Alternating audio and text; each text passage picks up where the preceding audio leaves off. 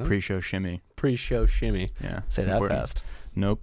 Nope. It's gonna start strong. Well, Adam Finkel, Yes. Alek Finn. Mm. I remember that from the last time. Welcome to the Studio Corner podcast again. Thank you for having me. It's really good to have you here, man. Likewise, man. It's good to be here. Before we dive into this, I want to make it clear that you're episode 46, right? It's the 46th one, and you were very early on in the early days, and I met you just through random circumstance, and you came on. Until this day, I still go back and listen to that episode. No way. And I still listen to the things that you said and talked about, and they have truly helped me multiple times. Oh, that's awesome. Thank you. So I was pretty stoked to have you back on. Dude, I'm happy to be here. Yeah, that's what a treat. Great. Yeah. I feel like we should have just, God, if I have so many episodes where it's like, I feel like we should have recorded the last hour of us talking. But that's the fun. That's the fun. That's the fun. That's the secret stuff. Well, I couldn't think of anybody better to bring on for the idea of project development to project release. Yeah. It was really hard when I was like sitting down and thinking about like, well, how do I want to do this? How do I want to approach this? There's so many things that go into this, and I broke it down into all these different things. Mm-hmm. And I was like, you know what? The guy just released an EP. Let's just talk about all the steps and let me pick his brain on that. Yeah. Now the EP is called LMG. Mm-hmm. What's LMG stand for? Logan Michael Gambone. That is the name of a nephew that passed away. He was my sister was 4.5 months pregnant, and she lost the child through miscarriage. And the idea behind the record was to kind of offer a little bit of a narrative of hope for her, and the video and sort of the content was all based around basically a gift for my family to kind of preserve that memory in a positive way instead of as something that's like truly heavy and depressing as it is, and maybe try to spin that memory in a way that would be a little more positive and beautiful instead of like totally just sad. So hopeful. Yep. Mm-hmm. I like that. Interesting. 20 Steps Ahead, that's the name of the other song. So you only released 2 songs, right? Yeah, there's 4 total on the EP. I'm looking forward to the rest of it. Oh, thank you. 20 Steps Ahead. So LMG is that song specifically about something, about the child, about something, or is it just kind of like the theme? Yeah, that song was definitely about, even if you hear the sounds in the intro, like the sort of, I think what sort of spawned it for me was I was playing around with the synth sound in it, and it sounded kind of like a sonogram, and that immediately I was like, that was exactly what I wanted to harness and kind of bring warmth to that and use that as sort of a sample. But yeah, like, so the overarching theme for the whole record is the struggle in the moment that then leads to the beauty in the memory.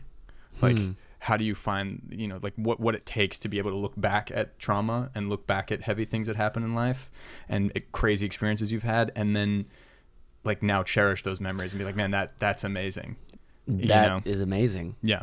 Holy crap, that's amazing. So wow. Yeah, so 20 Steps Ahead was sort of like that was the overarching theory, sort of like concept, and then LMG was one example of dealing with the trauma of miscarriage in my sister's case, and as a family, and being there for someone who's gone through that, and how intense that is. And I released that song on National Infant Loss Day, which was something that I didn't even plan on. Really? Yeah, it just happened. Like, it was one of those universal moments that just was crazy. And my sister originally told me she didn't want me to tell that story, but now she's an ambassador for a whole committee at her college where she deals with postnatal loss and therapy and all this stuff, and it's like a really beautiful thing to looking be a part back of. and finding holding on to something exactly. positive. So she's taken this in a really positive light, and now she can be an advocate for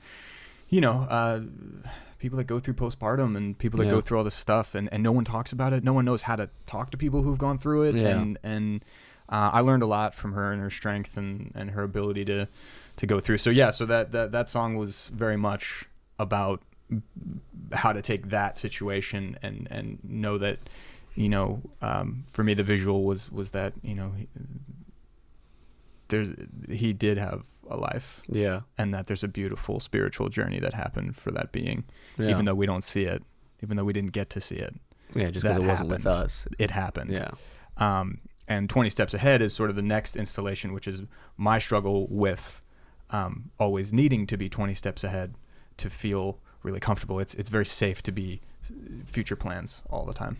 So I think 20 Steps Ahead is my reminder to myself to breathe. And as much as it's good to have a plan and it's good to do that, there's also a huge benefit to taking a deep breath and just being where you are and not having to be like, oh my God, I just missed 90% of what this person just said because I'm sitting here in the corner thinking about, whether or not I'm going to be able to make this thing on Friday because I just double booked myself like an idiot. Yeah. And that's a horrible situation. Yeah.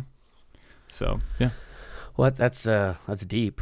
That's very deep. And I think it's a feat anytime anybody creative can find a way to express or translate a situation or emotion into a medium of creativity for everyone to not only experience and enjoy, but to learn from. Yeah. And it sounds like you harness it. I love what you said about kind of hearing a sound that inspired what was it? It was like a synth that sounded like what? Like a sonogram. Like a sonogram. Yeah, when you're listening through. Yeah. I mean, just to hear that alone, it's I mean, because I guarantee you wouldn't hear that if you weren't in the situation, right? And you drew your inspiration very deeply from what it sounds like from that situation to lead you to one simple sound that inspires a song into a production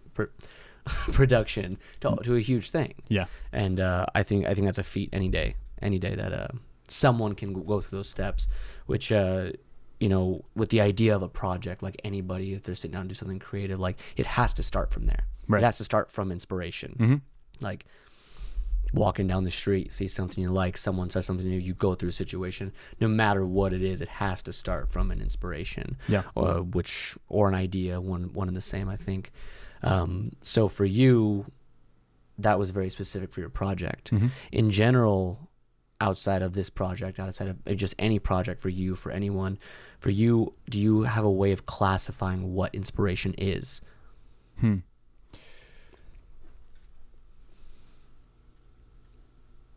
I think inspiration is creatively. I think I can only really speak to creative inspiration. Well, that's what I mean. Yeah, like, say you're starting, for a project, right? The project has an inspiration. Like, what classifies the thing that inspires the project? Yeah, I mean, because that's part of it, right? For me, you need a roadmap. I need a roadmap, I should say. Some people do this and they're genius and they're just all over the place. For me, well, I'd say you're pretty genius. Thank you for saying that. But yeah, I think I need a roadmap. So I do need a very clear concept of what I'm trying to say. And that, in terms of inspiration, it's something that, I go into pre-production. It's like anything else. I will have a whiteboard sometimes, or I'll just kind of sit on my patio and I just look out and I'll just kind of think about, like, what do I have? Like, what do I want to say right now? And sometimes it's very clear, and sometimes it's not. And then I realize that I haven't had enough life experience to really warrant writing anything today, and that's okay too. I think that for me, I do have to work from a place of realness, things that actually happen to me and events and things. And I now have to structure into my process time where I don't create, so that I can have life experience that's not immediately being sort of affected by my sort of like agenda to turn this into something creative immediately. But one of the ways that I've sort of married that is, like, I do a lot of field recording, when I'm out at places that I like, or when I get a warm feeling somewhere, you put that phone on and just let the sound record of the room, or like when you're out and looking around, things like that. Beautiful thing to do. Yeah, just like as a way to kind of, and if nothing else, it can be a reminder of a place. You're like, where even was I when I took that? And there's another song on this record. Got the chills thinking about that. Beautiful.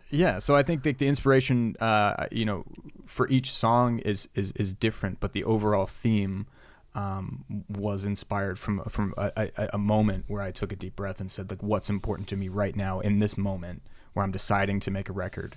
What is something that I really am passionate about? And at that point, it was a lot of loss. My sister just lost a 4.5 month pregnancy. My grandma just passed away. all within a month. There was crazy fires around my workplace and a bunch of other places, and a lot of friends were being affected by this, and just surrounded by this. Yeah. Yeah, and I think that how do we take loss and turn it into hope? How do we turn that narrative into hope? And what are these memories I have that are very warm, and why are they warm? And a lot of them were because of like a struggle. You know, like there was a sense of conflict that payoff was so meaningful because of that we went into. So that was like what inspired me, and how I know inspiration is there is when I can take a day, breathe into it. What do I want to say here? And then once you have that theme, you can pick up little pieces of the tree and you know, like build the branches out from there. Interesting. Yeah. So how do you stay so aware of it? Because I mean, what I'm hearing is you draw from real life situations, but it's not even that they're about real life situations. You take a real life situation and you find a positive, hopeful lesson that's been learned, and you try to capture that process, you know, so that like that's the inspiration leading to that. But to be so aware of that, not only as a person going through life, but as someone that's creating, right? Like, do you have a technique? Like, well, how do you stay so aware? Because that's freaking hard for me. Yeah, I think also it depends on how you. You know, you can look at a situation like, for example, one of the tracks on this record is called Montjuic. I don't even know if I'm saying that right. Montjuic. It's a castle that I visited when I was in Barcelona earlier this year, and I had done some field recording there. And this is a place that has like an insanely dark history of war and being a prison and being a fortress that now is on top of this hill, looking out over the Mediterranean, completely serene. There's these beautiful fields, people just doing like archery, people just relaxing, meditating, people looking out. And I was like, this is... But when I was there, I knew that there was this, you know, hopeful melancholy that like resonated with me. That's usually a theme in a lot of things. Yeah. And I sort of like have like this is a place that's making me feel a thing in this moment, and I want to capture this in some capacity. So I field recording the birds, field recording some of my footsteps there. And there was like an owl, there was a couple pigeons doing some things.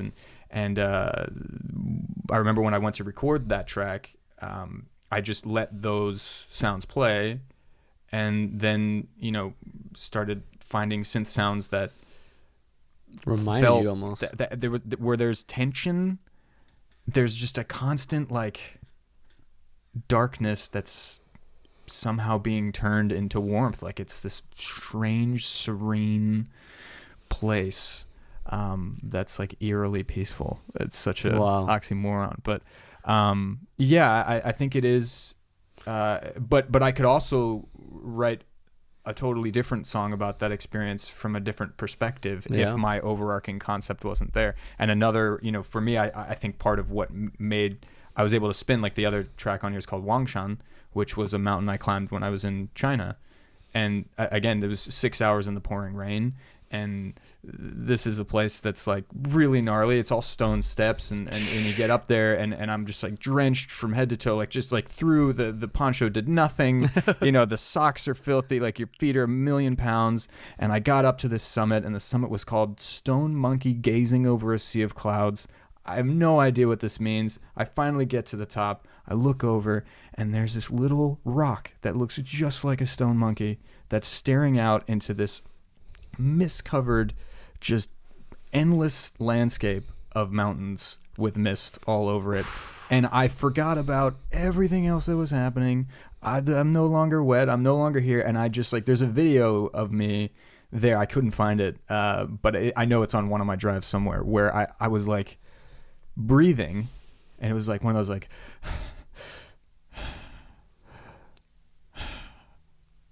and you just like, it just stops. Like I just like was there in that moment. It's one of those true moments when I was completely present. Damn. And I think that's part of when you find the beauty of loss, is moments when you are completely present, and when you are in memory, you know, like those are the ones that stick out. So you can apply the same situation to a lot of different things, but I think that's why it's really important to have that overarching theme, if that makes sense.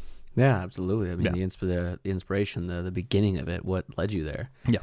I like your idea of the positivity through something that's supposed to be negative. I mean, Van Gogh. I don't know if you know anything about Van Gogh, but he is the world's greatest example of how great art can be. Any art, any creativity. That guy had the most miserable freaking life of anybody in history ever, and he chose to paint the most beautiful, positive landscapes I've ever seen, that the world's ever seen. Yeah. That guy. I mean, he a miscarriage. He was the second Vincent Van Gogh born. His mother was pregnant with a child named Vincent. I think like 2 months after he was born, or before 2 months after he was born, he died. On March 30th, he was born. So they buried this baby, Vincent Van Gogh. Vincent Van Gogh, the one we know, was born the same day a year later, March 30th, my birthday, by the way, and my dad's birthday. The connection is born there. the same day, 1 year later, and grew up every single day going to a gravesite to watch his mother cry over Vincent Van Gogh, the death of it. Wow. I did not know that. That's his childhood. And we could talk about how miserable this guy's life was from day one. He was demented in the head. I mean, there's a story of him. He was so in love with his cousin at one point that he literally wanted to see her so bad that and they wouldn't let him. And he said, "I'll put my hand over a flame, over a candle, and for as long as I can hold it, I get to see her." He cooked his hand that day. Wow. I mean, this guy was. I mean, everything was so dark and heavy. Yeah. But then you look at his art, and he never chose to paint it. He chose to paint the most beautiful things in the world. So I don't know the guy. I didn't get to know him, right? Yeah. A different timeline. Yeah. But it makes you think there has to be something there. Like inspiration is coming from something, and I think you're tapping into something that's very important. The idea these traumatic events, these struggles, these what we would classify as negative. If we can get through them, and then look back at the moments to see the growth, to see the learned lesson, to see the connection they're bringing together and create from there, I think there's something very powerful. Yeah, I think there's also a thing too that is important to note. I don't believe that you always have to go through terrible things to make great art. Absolutely. I think that's a thing too that sort of gets ingrained. Like, oh, if you're not suffering, your work is meaningless. I write from the what if factor. Is my favorite place to write. I tend to I've always resonated with kind of more melancholic chord progressions, and I like the struggle, and that's something that resonates with me. But there's a lot of artists I know that also just love writing about dancing and being happy and the joy and the beauty, and I do that too. Just the way it comes out of me is different. It's just different.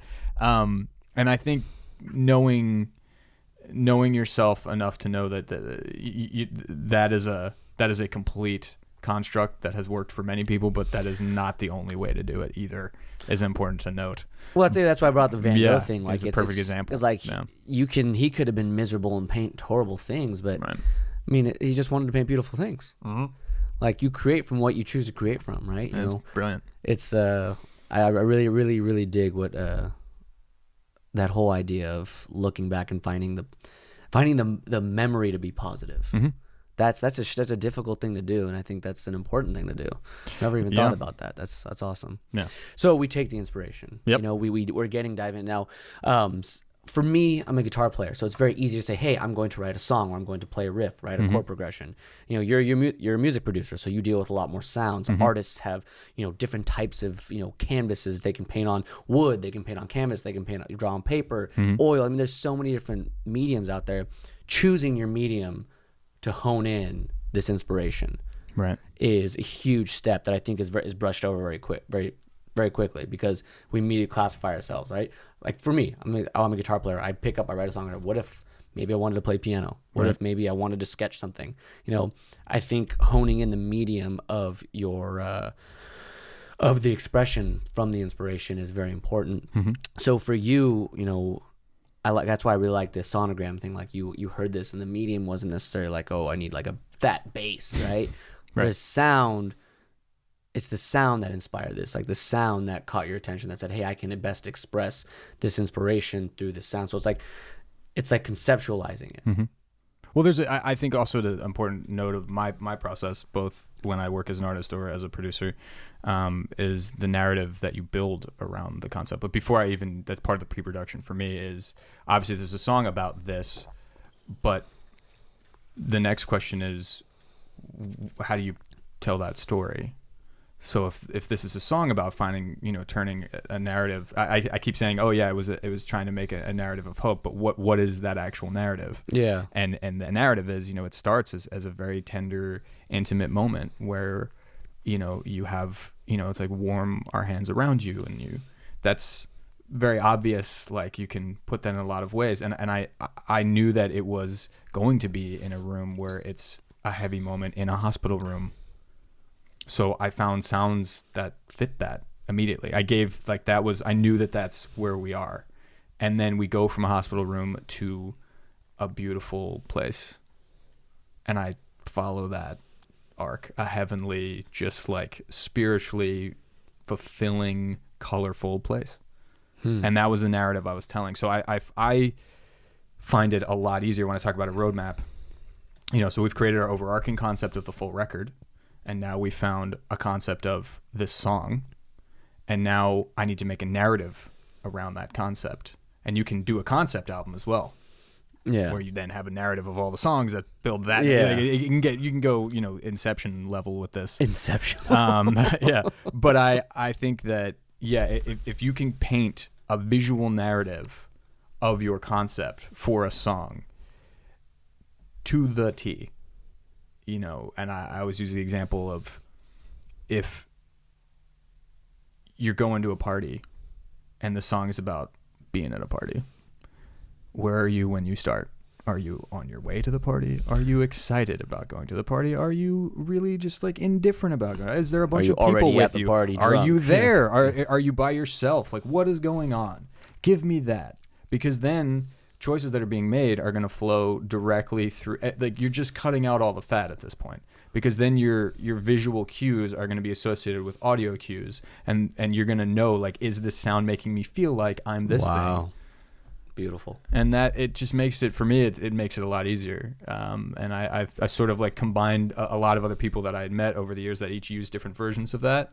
That for me has been the most effective tool I found, especially for collaborating with other people, because then their narrative, I can then share their narrative through visual cues, rather than me being like, hey, does this sound work? Hey, does this guitar work? Hey, does this piano? It's like, no, the question then becomes, do we feel like we're in a car by ourselves kind of feeling shitty right now? Yeah. Or no, and interesting. And that's a thing.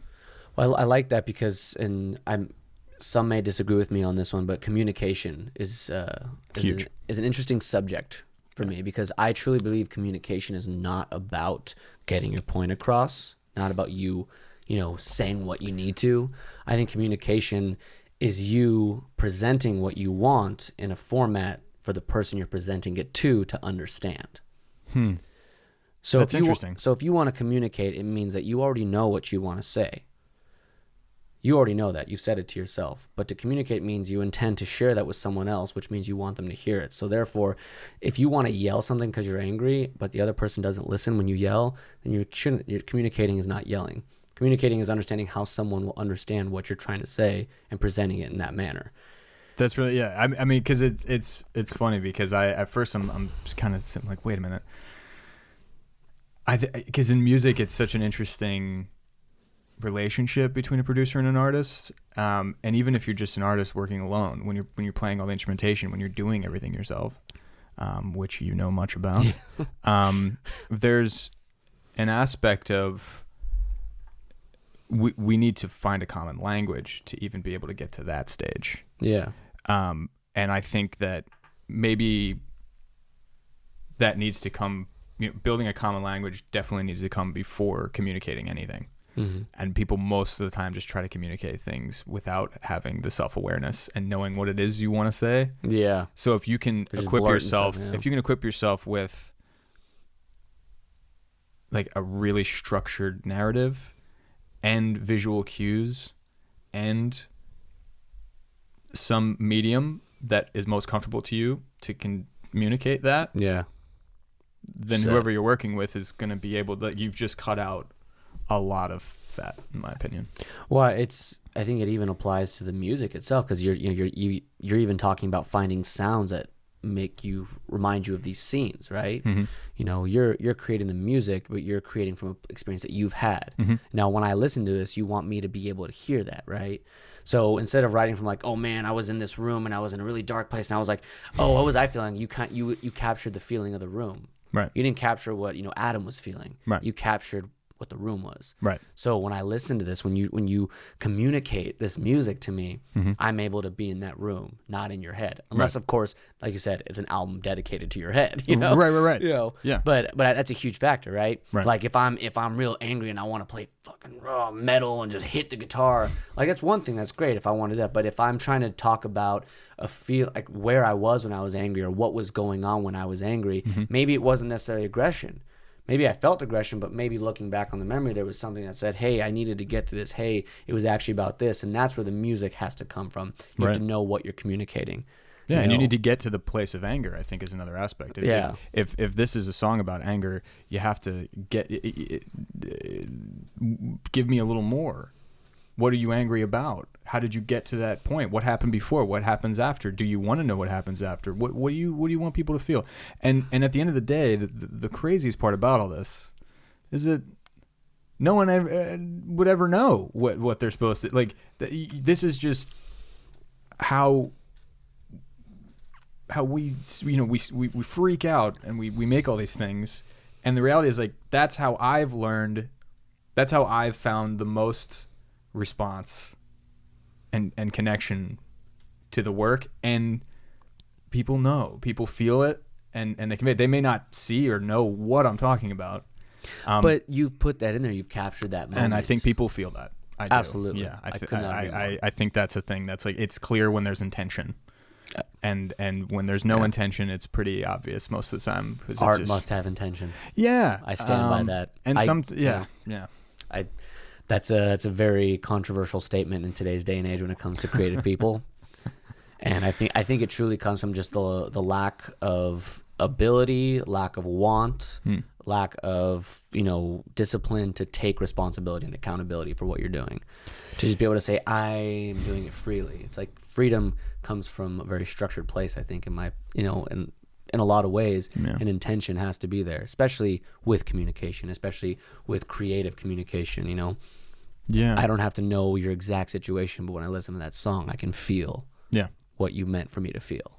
Yeah, and I think there's a lot of stuff you can get into, particularly about what's happening right now, and the music industry, and with all the industries, and everybody says it's almost like there's like that, oh, it's so oversaturated, and there's so much this, and there's so many people trying to take advantage, and there's so many things. But really, I think there's also a lot of what's being put out, in my opinion, is very fear-based. I think that's a thing I've detected a lot of posting, a lot of things I see. I don't feel like does come from a place of any intention aside from like needing a lot of validation. Wow. And I think it's a fear that you're going to get buried. It's a fear that you're not going to be relevant, and you're going to be buried in an algorithm. And I think that a lot of people are fighting against that grain. And I don't blame them. And a lot of things I listen to, it's very, I see you. It's great. You're really good at what you're doing. But I would compare a lot of what I hear now, particularly through, Spotify on the Discover Weekly and going through YouTube channels, things like that. I compare it a lot to like listening through a Jimi Hendrix record, where 3 tracks in, I'm like, wow, you're really good. That being said, I get it. And I need to, and I know that a lot of people are gonna be like, are you kidding me right now? Yeah. And I get it. Please continue. I can 100% endorse that man as one of the greatest guitar players that's ever lived. Sure, but you're getting at something else. But, was he one of the best songwriters in the world? No, you know what I mean? There's a thing that he does, and he does it really well. And I think people play to their strengths, and they abuse that system right now, where it's not really abuse. It's just out of fear. I just got to put out as much as I can, because if I don't, then numbers gonna go down, and I'm gonna be dead. And that's really what I feel comes from a lot of the lack of intention comes from a lack of time, because deadlines are insane that everybody's having to go through. So it's a sound bite right there. I'm going to chop that and just have that on repeat. Fear-based. The reason why there's such a lack of intention and such a quote-unquote oversaturation is fear-based. People are that's afraid. my opinion. I think that's a very good opinion. I think that's a very interesting perspective, and I think it's among many reasons why we have such a huge saturation of things and why we have such a huge fear-based whatever, you know, industry, fear-based kids and artists and up-and-comers and, you know, even established people. Like, it doesn't matter where you are. It's just this, what did you say, get buried in an algorithm. Yeah. I think that's like every one of those statements completely, you know, contradicts the idea of I do this because I love it and I believe in it and I want to share it, you know. Well, making music's a weird thing professionally, right? Yeah. Because you're taking a thing that's so pure and raw and now you're trying to monetize off of it. Which is okay. It is okay. Like, it's totally okay, but it's a matter of, you know, like anything else. Like, it's not that there's a bad end goal. It's a matter of how you get there. And it's like, yes, there's resources that worked for other people and that can work for you, but forget about what works for you. Think about who you are and what you love and what your code is, what your moral code is, what your principles are, and do those things line up with that. And if they do, fuck yeah, go for it. Roll with it. 100%, give it all you got. But if you're exhausting yourself of intention, if you're exhausting yourself of, you know, that depth, I mean, like you said, you're getting buried in the algorithm. Yeah, I think so. And I think Wow. I tested it. I tested it. I love that. You know, I took 6 months off from posting anything online. I was like, I wonder if this is really going to affect anything. It didn't affect anything at all. No, I have the same, if not more, engagement on things than I had from not posting in 6 months. Really? Yeah, because, you know, I think that as if I do things based on when there's a demand.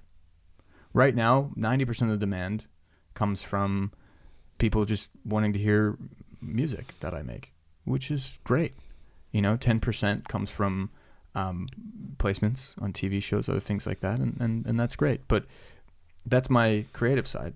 Social media wise, if there were people asking me to post certain things or more, which I have had a lot of people saying, I would love to see more of your process stuff. Yeah. I will do that now because there's a reason to do it. Interesting. But I think that, you know, there's a book, and I've probably brought this up before, but the music lesson. Have you read this one? Victor Wooten. Oh my God, I have it. Yeah.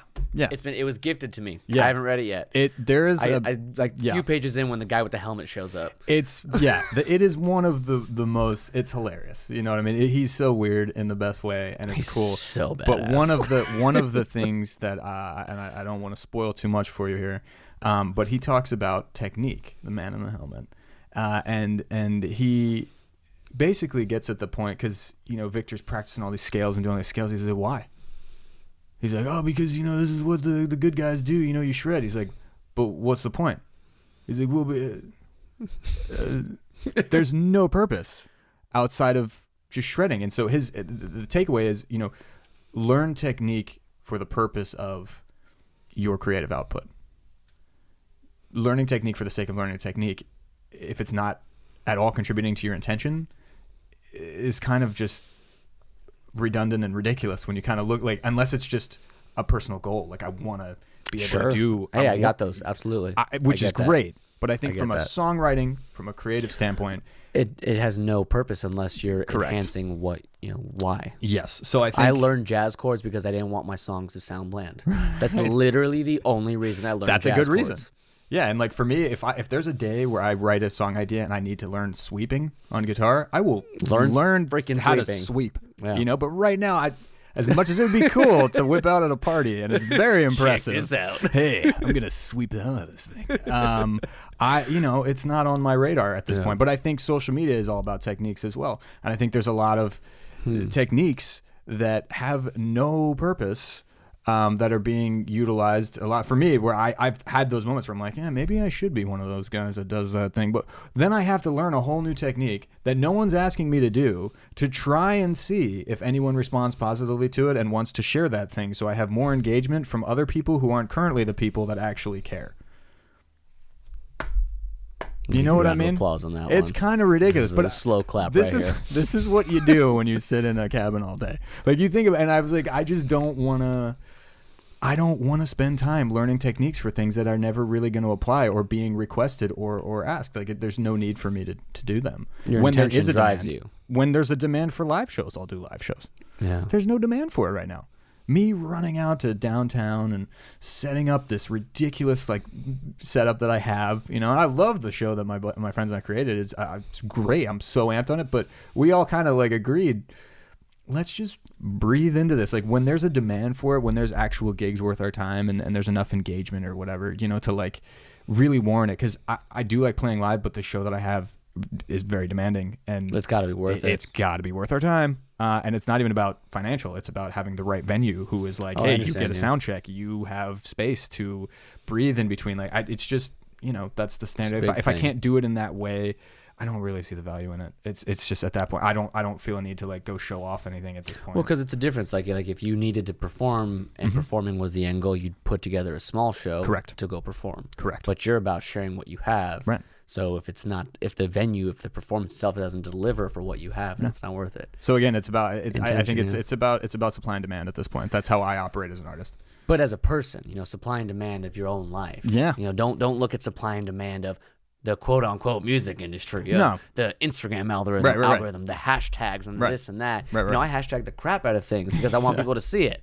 And some days I feel icky about it, and some days I'm like, "Hey, I want to hashtag because I'm cool about it," Yeah. But See, I'm but like terrible if at I just stop to pay attention, if I just stop to pay attention to what I'm doing, like what's the supply and demand here of the studio corner of the reasoning, of like what am I actually doing here? I think very very different choices will be made. Hashtags are so intense. I never use them. Everybody gives me so much like slack for that. They're just like, you gotta just do it. Jump on the train. I hear there's a whole thing about hashtags, and I've even go through my posts. There's tons of hashtags, and I'll probably still continue to try them, this and that. But I don't know if I'm actually getting anything out of I don't know. I remember one I don't time actually know enough about this. I used to just make up fake ones all the time, and I think the most response I ever had was when and again, this was a post about, I think it was a post. I did a write up for a gear, like a gear magazine, interviewed me and asked about some gear, like 10 of my favorite piece of gear or something. And a friend took some photos and I posted one of those photos. I just did like hashtag bagels. And I got like so many cafes following me and so hitting that's me the whole up. thing, and, like right, like you post a general hashtag that everyone knows, and I'm like, podcast hashtag podcast, like who gives a shit? But I'll put like music or other. I remember I tried a few But out. bagels got but you. bagels was. I mean, if you want to know where some cafes are locally and internationally, Hashtag bagels, guys. it's the move. Honestly, It's the move. Everyone go on a post right now, put hashtag get bagels. your schmear. But so I like this because you have inspiration, you have your overarching concept, then you have to conceptualize it. You hone in the medium, and you decide how you're going to communicate this, right? But in the process is like as you start to step into a literal physical expression of this overarching idea, right? This medium. How do you not lose sight of the inspiration? How do you not lose sight of what you're getting at? Because it's very easy to take something, put it on paper, create a medium, and then lose the kind of that deeper feeling which puts you there. It becomes too structured. How do you not lose sight of something so just out of our control? There's a couple things that come immediately to mind. One of them is giving it space. I think there is a value to giving yourself an ear break if you have timelines that allow for that, which I have to. Most of my sessions when I used to produce full time were 5-hour max. Still long. It's a long time, but Yeah. you know for sure you're going to spend about the bookend conversations, and then you're creating for the 3 hours, and then you're going to probably take like a half hour. Like it's reasonable. Nobody's burning out. It's worth everyone's time. But I think that we've all done it. in whatever you do, where you've made a thing and you just spend the entire night tweaking that one thing, and then you listen the next day and you push it, you listen the next day, you push it, and then you take 3 days off and you come back and you're like, that first version was on point. Why did I just go back through all that other stuff? And I think distance is clarity in that aspect. Rick Rubin talks a lot about that. Yeah. I think that is 100%. I can agree that just, you know, you gotta, you can't just swim all day without taking a break. And I think you're gonna drown. It's that obvious. And that's how I am. Like my mind is just, your ears are exhausted. Everything is just exhausted. Yeah. And, yeah, really, really taking a break and looking around and knowing. So that's the one side is just taking some time away and coming back and saying, does this still vibe? The other thing too is having a network of people, if you around you that can hear and understand the process of what's happening. Interesting. There's friends I have where I can play them a track when it's in its early phases and see if even in an early phase it has some return, and I won't scrap it if not. It's just a matter of, this is the basic demo of this track. Is it connecting at all? It's like, you know, it's like a screening, you know, and that's a thing. But you have to make sure that these are other creatives or people who understand this isn't finished. They understand that this is. Be careful with who you share with. Correct. Yeah. It's a very I'm an curated advocate group of that. People. Yeah, and so I really don't do that anymore as often, because now I don't really feel the need as much now that when I do my artist stuff, solo stuff, I don't really worry about it as much. Yeah. But when I was working with other artists and we had teams, that's a thing. You know, where the artist and I'll be like, this feels good, and then we play it for a manager, we play it for a label, or we play it for someone else, and then there's now a whole nother flux of opinions that need to be incorporated. That can be exhausting, but also it can be constructive, and a big part of collaboration is, you know, when and where you choose to compromise, and how much are you compromising of that initial vision. And if you feel like that initial vision is being compromised too much for stylistic choice, that's when I immediately put the line down. I don't care about style. I care about the message, that the message needs to take priority over the style. Yeah, that's something you'll experience very much so with mainstream producing. 100%. It's like, it's got to be that we want to do a summer hit song with the upbeat, you know, driving in your car down, you know. It's like, all right, well, we're not fucking writing that song. Right. Like, but it needs to be. All right, well, I'm done here. You know, I like that. I think style itself, like not even genre, but the style, the vibe itself of the music should be the first red flag. Like if you're not vibing with something, with how you're feeling, like that should be a red flag. Like you can change up the song, you can recompose it, restructure it, and all this stuff. But if it's like, if you started off like at this like soft, you know, kind of deeper tones, heavier synths, slow, maybe a light snare in the background to like a freaking 808, you know, and a hi-hat going, I mean, something went wrong, right? Yeah, I mean, and sometimes that can be part of everything. But again, it all comes back to that vision, that initial moment of, hey, this is what I'm trying to say. This does not feel good. And I think I've always had a big debate, and part of the thing I remember hitting on last time is the difference between style and songwriting, and not getting so wrapped up in the style, but also being aware of it as you go. And that's why part of what I do is, you know, once I have the narrative, then it's about, how do I want this to make people move? How does that physically make you move?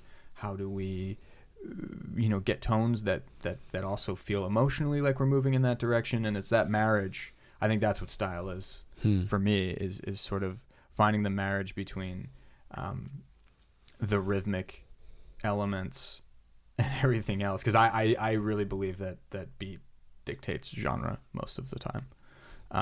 Sure. Yeah. Yeah, and how it makes you move is sort of what that is physically. And then I mean, it did before electronic music. Rhythm literally dictated Yeah. everything. yeah, and I mean even Swing, everything, right? Yeah. Where all the famous dances. Yeah, all those, yeah. what I'm talking about, Blakey, Yep. the salsa, the tango, like all the stuff. Yep. Yeah, there's Bossa scales that go with it, but it's all the rhythm, right? The beat of it. Yeah. So I think knowing that too, you don't want to pull style out of the equation. It is important to incorporate early on. Yeah. But how far you let that take over everything else is a big sort of thing to be aware of. So I like what you're saying, because it kind of leads into the idea of the actual take action. Take action, sit down, create it, play it. Get your hands dirty, start working on the different pieces of it. In the creative process, like, you have to have a mindset to create. You have to have certain disciplines that are different than other ones. How do you stay free with the creative process without losing sight of why you're making this? Okay. How do you not trap yourself in your own walls of, I'm trying to say this? I would say that if I had to classify myself as an actor, if I was to compare, I would be a method actor. Okay. As a producer. So Funny, I had a famous actress on here who talked a lot of shit about method actors. Right. Okay. Right. And I think that's the thing that's really heavy. But I think that my point is, if I know that I'm writing about this thing, I need to think that intention while I'm performing and while I'm finding tones and while I'm sourcing.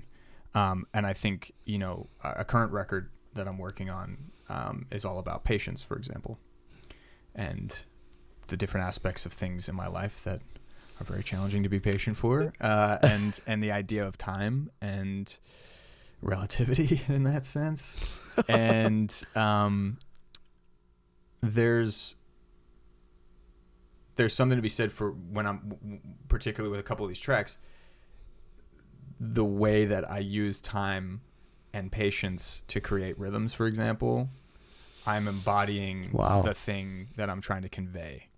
And that's really helpful to me, both in, like, sometimes the medium you think is the most effective doesn't work.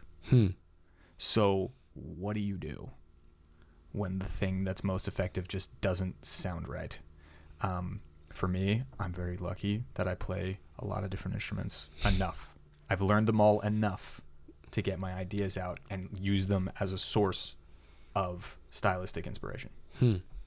So I'm definitely not a shredder, but I really have taken time to learn each one, so that if I'm burning out on drums, I can switch to piano. If I'm burning out on piano, I can switch to guitar. If all those fail, or sometimes just right from the get-go, I use the vocals.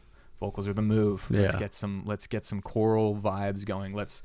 And I'm very lucky to have that amount of tools to work from in that aspect. So the freedom almost comes from, like, your physical action. Like, stay free by moving. Don't stay so.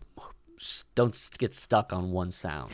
Yeah, and I mean, again, sometimes, like, if you're a singer-songwriter and everything's based around guitar, that's really important, obviously. And when I think of some acoustic records that I've heard where they still found a way to make it really immersive and really beautiful, but not, They you could tell that just the guitar by itself clearly wasn't enough, and they needed to dig in, and I love hearing that. I think T-Bone Burnett is the king of that producer. He's crazy good. T-Bone Burnett. Yeah, he's done all kinds of stuff. Yeah, if you like Robert Plant's last record he did, he won the country record he did, where he won all the. So it's still confusing to me, but yeah, that if you listen to the production on that record, forget about everything else. Yeah, listen to that production.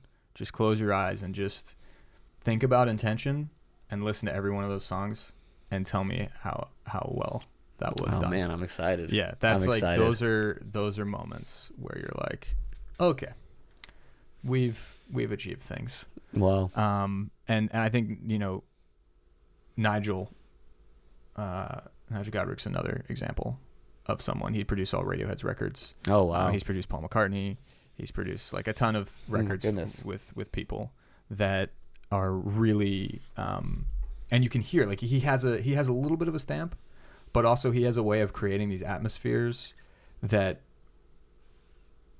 when there's intimacy, like what's being said right now is extremely tender, because you will know when it, like he can make them active. It's an active listening experience with every one of those records, because of the mixing, because of the choice of mediums, and taking that time and that finesse. And you can tell like he's having fun exploring all these concepts that the artist is clearly like, they have such a shared.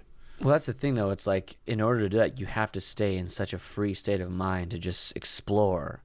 But you also have to be so grounded in the why, or the, that first initial overarching theme, right? Yeah. But I don't know. For me, it seems like, and maybe it's just me, maybe no one else has this problem, but being able to, not build these walls that say, hey, hi, this is exactly why you're doing the record. This is exactly why you're doing it. This is your reason why. Create in this box. But like, you want to stay free. You want to create it. Like, you'll be able to pick up all the different instruments to find out what makes that sound, but without losing this theme. Like, is there a balance? Is there a mantra? Is there a reminder? Because shit, if I pick up a guitar and then decide to go play a saxophone, that's gonna be, I could totally change my entire mood of life. Well, that and sometimes that is the move. I think that the idea is not to overthink. It's about feeling, and when you found the right sound and you found the right tone and it resonates, run with it.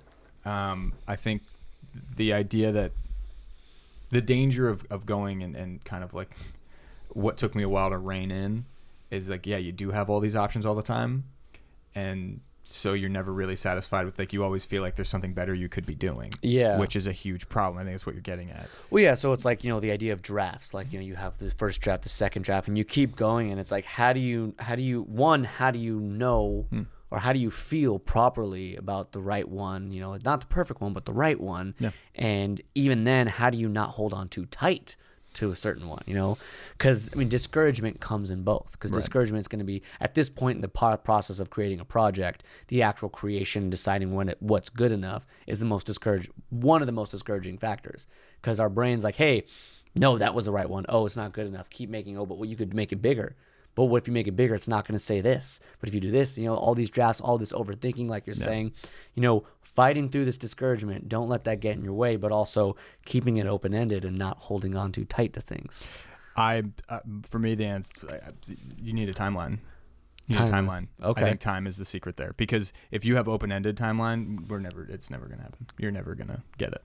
I think if you know that you have to deliver this thing in X amount of time, even if it's self-imposed, be really strict with that. Like, you have to convey this thing as best as you possibly can in this amount of time, and if you don't, you throw it aside, because it's clearly not something that's happening easily. It's clearly not something that your tools are really effectively conveying, so move on. I think it's easy to get wrapped up and be stubborn about it because you really like the idea, but sometimes it's your song, it's the important one, it's big on a pedestal, Yeah, and again, the thing that I always go back to is creative choices, artistic choices should hold no intrinsic value. It's just a thing you just thought of right now at this moment. Don't be so connected to it that you literally drive yourself insane and angry because you can't find a way to use this thing that you just created in 35 seconds. Like, it's not and the cool thing is, with technology now, and with the fact that we all get to do this ourselves, you can come back to it years from now and you're like, oh, now I know what to do. And you have that option. So, well, look at Tool. Tool just released their album, and the last song, Tempest, that riff was written, I think, for their first album, like 20 years ago. Yeah, over 20 years ago, and they finally found a place for it. Yeah, and those guys are a prime example of guys who just really had a hard time accepting a lot of the changes and things around them, and they were, they have the luxury of doing that. They're Tool. They get to do that, right? That became kind of their thing, right? So when they did release, it was like, they beat, still records being released by pop artists aren't coming close to what Tool did, right? With 20-year-old albums. It worked for them. It worked for them. Don't use Tool's example, though. But I think the point is that, like, they still, it was a long game. You could argue what they did. Yeah. No. Yes. You know what I mean? It was Subtly. like yeah. And then it now, of course, you know, you want what you can't have, and then you only get to do that one time, and they did it. And now they can just release things when they want to. What's crazy is also, I mean, even look at the length of their songs, right? Mm-hmm. With 13 years to release 7 tracks. Yeah, they're 10, 15 minutes long each, but it's 7 tracks. And then there's all these articles about how the songs weren't ready. The guitar player, Adam Jones, had legitimate anxiety over not playing it well enough. And it's like, it's exactly what we're talking about, like holding on. And they produced an absolutely genius album, in my opinion. Yeah. But like outside of that, if you break down, take away the level of music they created and just talk about the process, like 13 years of literal torture. Imagine what those guys could have done if they, you know, and like I said, I'm not going to take anything away from them. They obviously are playing at the top level and know what they're doing. I'm the biggest fan. Of course. But there's also in my head, like, I can't help but wonder, what if they did let go? What if they kept things a little open and just said, hey, this is our timeline. We're going to do this. We're a tool. We don't have to listen to anybody else, but we're going to listen to ourselves, right? And also to keep in mind, that's a rare thing for someone to say. Someone who's curious about your struggle, someone who's concerned about your struggle as an artist. I don't think I've ever heard anyone say that. You know what I mean? Like somebody else being like, man, I wonder what that guy really went through to make that record. Like, it's a very rare thing to hear from people, because most people just hear the product. They have no idea what went into it. Oh yeah, well, it's a torturous process, you know? But no one cares. No one. Not the that people they listening, should. no, and they don't Not have that to. they should. They don't have to. Yeah. And I think that's the part of it, that there's a. I believe like that's where the entitlement comes from, because you've been so tortured, and because you've done all these things, and you've had all these projections, and you've spent all this thing, and it's so personal, it's so creative, and then you put it out there, and you don't get what you deserve. It's not getting much attention, and that's terrible, and no one cares. Because the reality is, yeah, you know, I do know that, yes, like I see more connection, I see positivity when I release more frequently. That's great. But how do I do that in a way where I maintain my integrity, I maintain my meaning, I maintain my intention, and I have a clear vision of what I'm trying to say? Yeah. That's an impressive point of view. That's an impressive way to live your life. It's because we're very much fear. There's a lot of fear that comes with that. Mm-hmm. You know, what if I get lost? What if I don't become something? This does work to give me this certain outcome, but my person is falling apart. You know? Yeah, and finding that balance for you is... But also, like what you said, I think it's very important. Like, yes, we go through a lot to create beautiful works of art. Mm-hmm. We go through a lot. It's torturous. There's a lot of things. But once you release it, you didn't write, you didn't work so hard. You did not release that so people could listen to that and say, wow, Adam must have went through so much crap to get this done. Right. You know, you release it so they could listen to it and have their own experience. Yeah. So I think anybody that releases in, like, you know, it's okay to get discouraged. Like, everyone goes through it. Totally. Work through it. Yeah. But don't release and don't put your stuff out. Don't share to get this like sense of appreciation because you're a victim of your own freaking choices. Like, get over it. You made this for someone else to experience. Let them experience it. Yeah. You know, Dave Grohl always said, you know, he said, my favorite part about playing a show is I can sing one lyric to 85,000 people and they all sing the same lyric back and every one of them has a different meaning. Like, that's the point, isn't it? Yeah. Like, we don't like, I'm not gonna sit here and worry about Dave Grohl when he sings, you know, My Hero. Right. Like, I'm sure he has a hero, or, you know, Pretender. Like, what was he talking about? Like, what does that mean to me? Like, I'm listening to it, right? And I'm sure that's what he would want. Right. So yeah, I think that's sorry, I like capitalizing on that because I think that's I mean, even I fall victim to that for sure. Oh yeah, every artist, there's like a part of you, whether you're gonna say it out loud or not, that's like, you know, anybody who's like, yeah, I just went through all this. I don't care.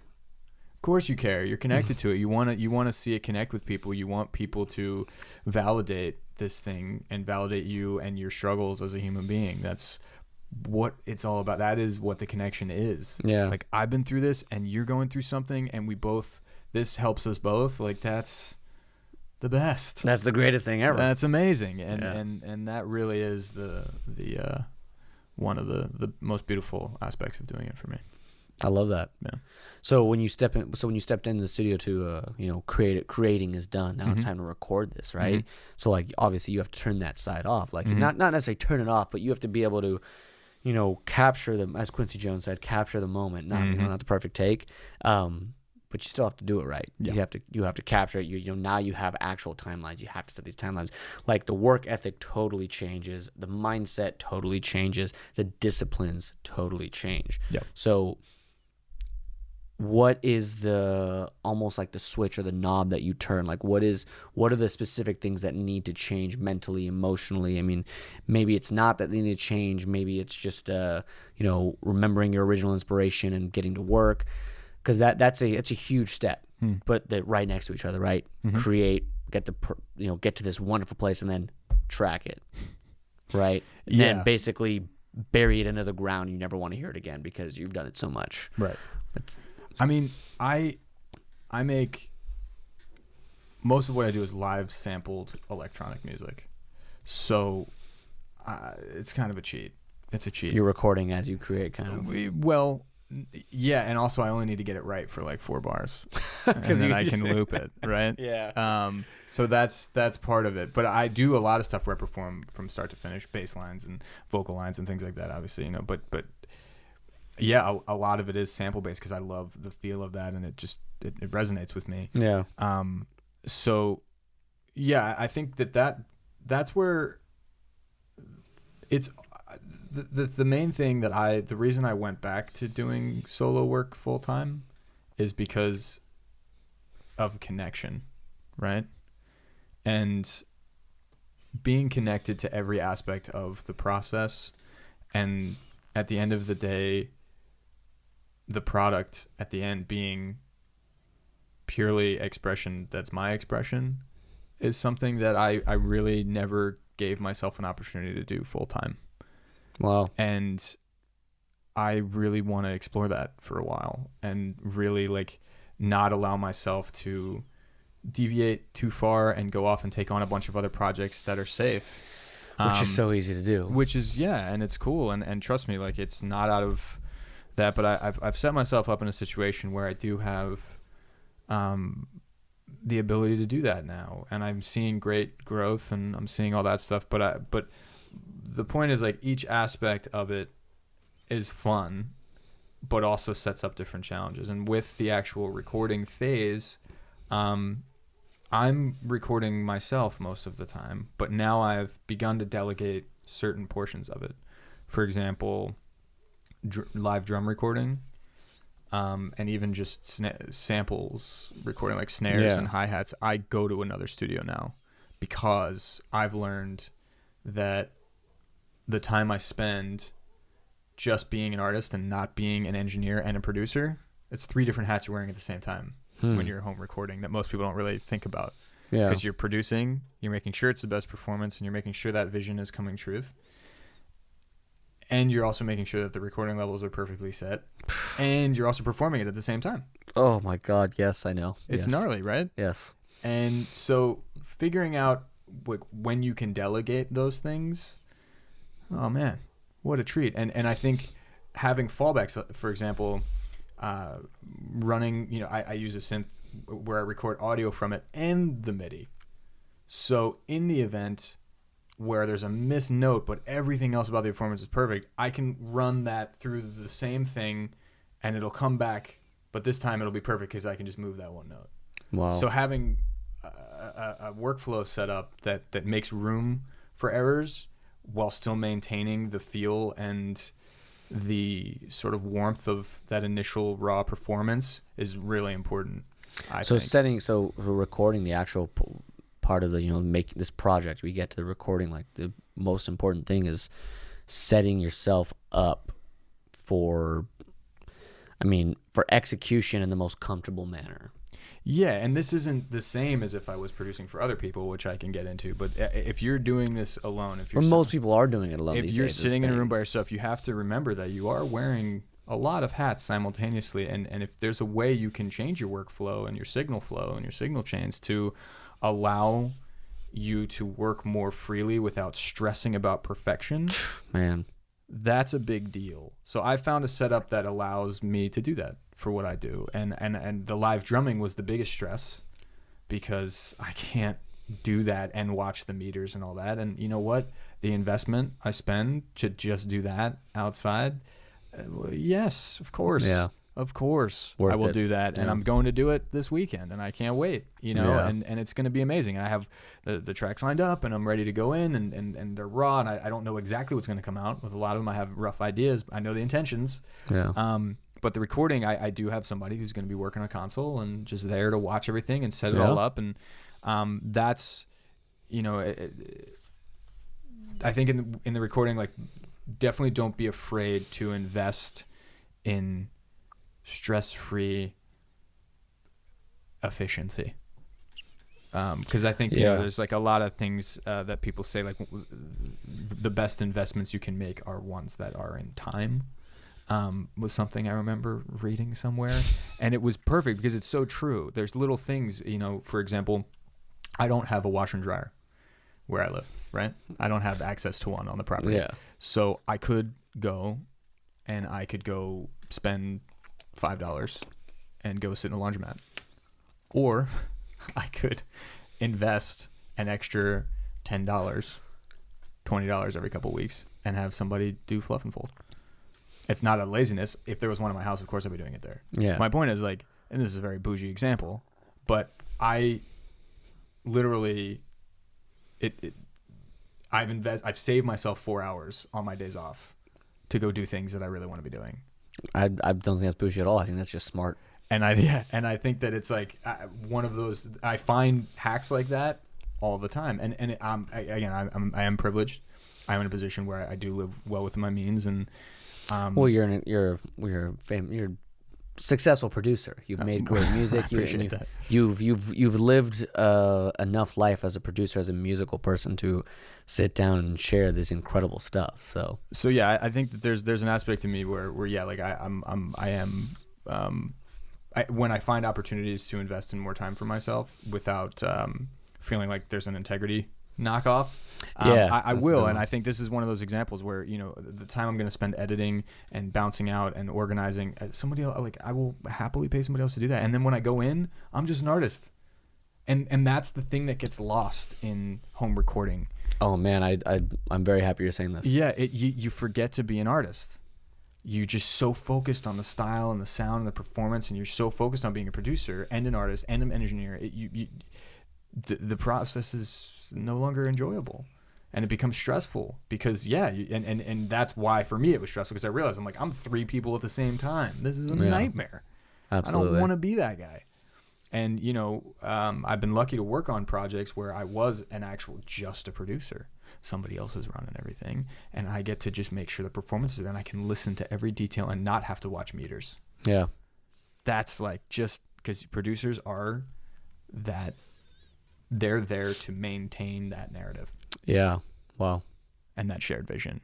And the engineers are there to make sure that it is as clear and efficient as possible. So if anything changes at any point, everybody's got perfect signal. Yeah.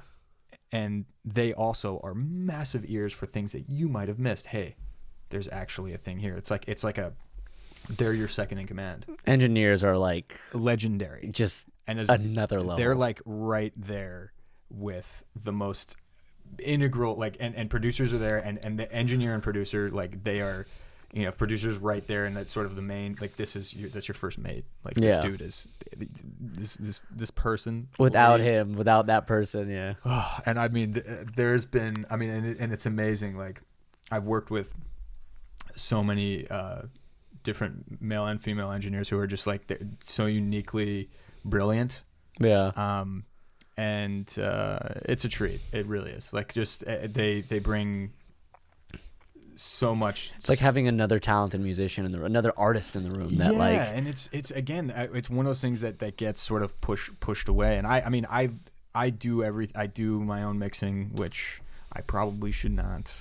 It works for me. I'm very picky and weird. That's actually the one thing I don't do in here. Yeah, I do everything except mix. Yeah, and that's good. I don't master, but I mix it as I record it, and I set up my signal chain to do that, because I've just realized that I'm way too specific, and I've Yeah. crossed that barrier now, where like it's not. I'm just like a backseat engineer to whoever's doing. I'm just like, can you just? It's like, just get out of here, sir. But I hope someday that there's somebody that I'd meet there that like Knows how to mix what you want. Yeah. they not only that, but they will enhance.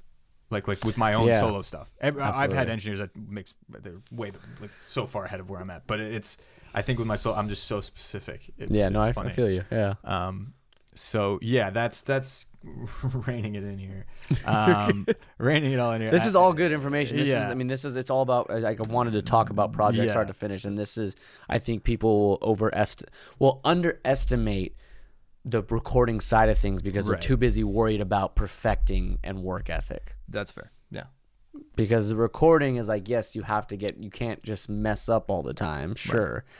And yeah, it's a lot more. You're not sitting there writing the song. You're there to show up. And I'm very strict on recording. Like, you show up, you do your part, you get it in a certain amount of takes. But there's also the side of like, you don't have to you don't have to put it on this like giant mountain that you have to climb. Right.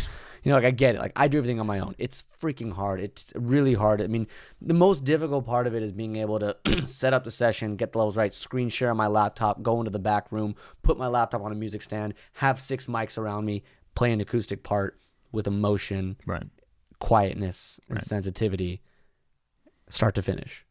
Because I don't cut and paste. I'm like, if I'm capturing a moment, I'm playing the song start to finish. Yeah. Purist. And get that in like 3 or 4 takes.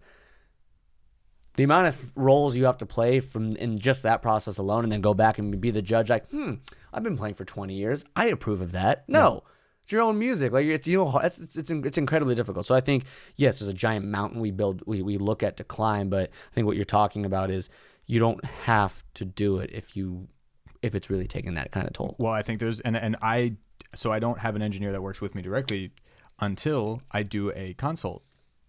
I do a mix consult before I go to mastering. And it's usually by the mastering engineer who comes in and says, okay, it's a separate session where we sit down and we listen to everything. And he's like, here are things that are going to make my job slightly more difficult.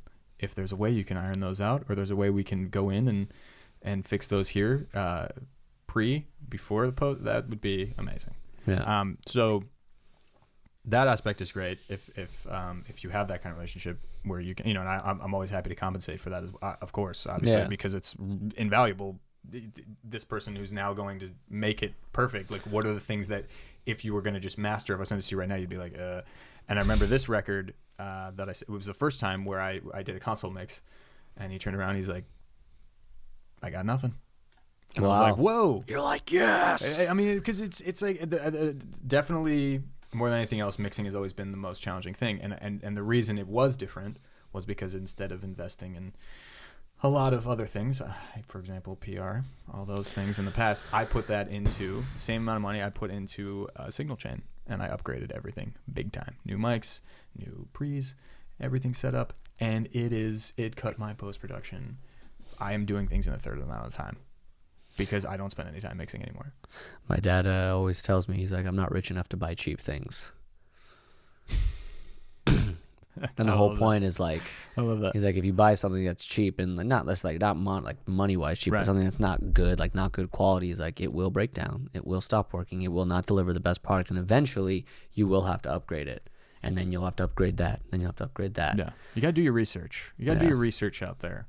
Sometimes, like, and the thing, Pro Audio in particular, the studio I work with a lot, Pro LA, they do consults and demos. So when I was getting my pre's, like, I took a box home and I tried all of the different preamps, and the ones that I blind tested it. Yeah. And the ones that were the most, like, well marketed, the most expensive, were on the bottom of your list. Definitely, dude. I got Focusrites all over my studio. That's it. They're not considered the best at all by any means. But it works for what you're doing. They're perfect. They're clean. I can put anything I want to them. Done. I'd choose them over like half the freaking crap out there. Done. Yeah. Yeah, and that's the thing about it. But I think what your dad's getting at, which is brilliant, is just do your research, man. Yeah. Don't just take the cheap way out. It's never the move. But yeah, if you know what it is you're trying to achieve, find the best tool for it. Yeah. I was really bad about that early on. I would just go get the most expensive version or like whatever was just there, or just a version, and you just end up regretting it. You're totally right. You just look back, you're like, why did I buy that thing? Like that was so over the top. Know what you want. There's so much there's so many resources too now. Yeah. You have no excuse not to research. It's not even just what this can do. It's literal videos and sound bites of Unbelievable. what it does. Yeah. And 500 people that are like, this is going to break in 6 months. I was dealing with some fuzz on the synth recently, and I realized after going through form after form, this is the thing with, like, I don't know the exact statistic, but the bulk of these models have this noise that's in it, and it's so irritating, especially on the low end. But then I just add an EQ to it, and all of the fuzz went away, and it's perfect. Yeah. But everybody was like, "Yep, nope." And it's like, sometimes I just want to know that I'm not alone. Yeah. Sometimes I want to know that I'm not losing my mind. And I didn't break this gear because I did something. Well, because sometimes you feel like maybe I'm not good enough to have this gear. Maybe this is the wrong cable. I've done that so many times. Yeah. So I feel like that's where I feel like I get humbled so many times, because there's like, in so many ways I have evolved, but in so many other, again, it's that technique aspect. There's so many techniques I never learned that actually would have just cut so much time out of what I'm doing. So there's it's like a pro and con to everything, but that's why you surround yourself with people who know. I had a guest. His name is Nico Frank. He came on the show and he said something that I absolutely loved. He talked about technique and creativity. It's like climbing 2 ladders. Like right foot and right leg are on this ladder, left foot and left leg are on this ladder.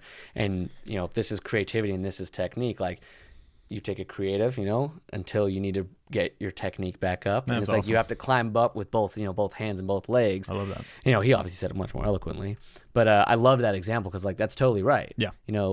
If at any point like you can't go any higher because you've capped out on your creativity or whatever, that you can't go anymore because your technique is too down here, you stop and you get your technique back up. Brilliant. Yeah, I thought it was phenomenal. Brilliant. So we've got our project we're working through, we record it, and I'm excited to ask you this because you have such a different approach on this project release. So I'm talking like artwork, design, presentation, to how you release it, to let's talk about artwork and design first. I want to know the presentation factor behind a musical piece, or right, it's what you do. Yeah. So how important is the artwork for you? Do you have a logo? Do you have a brand? Or do you have just an image that you like? What does it say? What does all that mean to you? So artwork is really important to me. I've been really lucky. For my album artwork, I've worked with 2 artists. The first one is my friend John Marsh, and he's really, really talented graphic designer, and somebody who is also very much like a tortured artist and makes music and all these things, and he's a creative through and through, and somebody who needs a concept to work out with. So if I don't have a clear narrative and visualization of what I want, he can't do what he does at all. And I then recently I started working with another really good friend of mine, Jesse James Dickinson, and he, to give you an example of how this works, this release, I used to just kind of tell him like, hey, here's what this is about, and then he would give me a thing, and then we noticed that the first round wasn't really meshing enough. So with this one, it was, let's sit down, let's meet and have a whole conversation about the depth of it. And I remember we were out, we just went out to some bar having a drink, and he says, what's the concept? And I explained, I was like, it's basically, I want the artwork to reflect a struggle. Like when you look at it, the details, you see struggle like close, but when you pull back, it looks like something just absolutely beautiful. Wow. And what a beautiful way to put that. Yeah. And he goes, all right, rivers from space. Rivers from space? Rivers from space. Shots of rivers from space. Holy crap. Brilliant. Yeah. So the artwork is just image after image after image of rivers from space stacked and contorted and destroyed and manipulated. And he drew these 2 lines, which are, you can take that how you want to. I know exactly what those are. And for him, it was he told that same story of that record through that artwork is a perfect reflection to people. He has his visualization of it and just took my concept and made it his own. And it was brilliant. And he's somebody that he's just, he's a professional creative director. Yeah. So this is somebody who just, and I didn't realize it. This is what was hilarious is I said, thank you so much for this. Like, brilliant. He goes, you creative directed it. And I was like, wait, I did. That's insane. Wow. He's like, he's like, that's, you just literally were a creative director for your own project. So when you're going out and getting these things done, that's another hat you're going to wear now. You're going to be a creative director for yourself. So I never had like a logo. There was never anything that resonated. I think part of it is that the name itself is my first initial and my last name. Yeah. So I don't know that it needs any other symbol. It is a symbol in its own. So I didn't really need any like symbolic representation of it for myself. But there's like there's a font that I use for everything for sure. Yeah. And well, typography is like, might as well be logos at this point. Yeah. Typography is, man. That I definitely so in depth resonate, So in depth. And that was really something. And the font I use is Inconsolata. It just feels appropriate. It's just equal parts beautiful, but also kind of sad at the same time. I was like, that's perfect. It vibes with you. Yeah. That's the one. That's it. It's like, damn. It's funny, the name of a font, I mean, became... It's all important. It is. It's just this rabbit hole of like... You never think about it, what they actually mean. Wow. That's so cool. Courier? Oh, my God. Think about it. Absolutely wild. You know what I mean? That cracks me up. Yeah. So artwork... Artwork's huge. Mm-hmm. I think there should be a vibe. I think you should definitely have a vibe. What's your opinion on when people just put a cool picture of them, of the artist? Oh, on the cover? Yeah. I mean, if that resonates with you, absolutely. I think I don't love, like, for my stuff, I really enjoy keeping it more about the experience of the music than about me as a human being. But like, I mean, I guess what I'm getting at is I think I appreciate when the artist is on the cover, or even bands, if it was a concept album of like, like take Quadrophenia by The Who. Like that's all concepts about the band, things they went through. Right. I don't actually remember the freaking cover, but like I think about something like that. Like if they just put a picture of like their faces, right? Like I'd vibe with that. Right. Like John Mayer does it a lot. John Mayer's that covers are him, which is totally on point for me. Because when you listen to John Mayer's songs, whether it's a concept album or not, like he's writing very much from John Mayer's experience, John Mayer's life, John Mayer's trials. But then there's songs that are just about things that are not necessarily like, they went through that, but they're not trying to say, hey, I went through this. They're trying to say, hey, this is what's going on. Right. So I think the artwork or the photograph or whatever you choose, for me as a listener, has always been super important. It's like, all right, why is this the cover of your album? Why is this the cover of your single? Yeah. Not that it has to be this incredible piece. It could literally be a black, square. Yeah. If it's, I mean, once again, coming down to intent, but I think also with John Mayer, particularly with storytelling, songwriting, I think it's almost necessary to kind of have yourself on the cover with a You lot have of to be your own face. Because it is genuine stories. I think mine's very vague.